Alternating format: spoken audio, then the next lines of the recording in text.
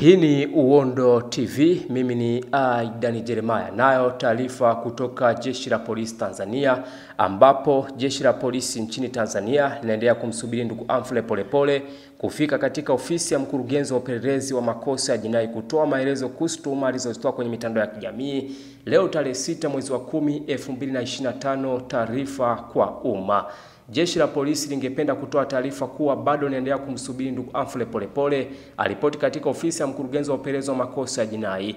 Ndugu Humphrey Polepole alitumiwa barua ya wito kwa mujibu wa sheria za nchi. Alipoti katika ofisi ya mkurugenzi wa upelelezi wa makosa ya jinai ili atoe maelezo kuhusiana na tuhuma mbalimbali alizozitoa kupitia mitandao ya kijamii. Lakini hadi leo hajatekeleza maelekezo hayo kwa mujibu wa sheria.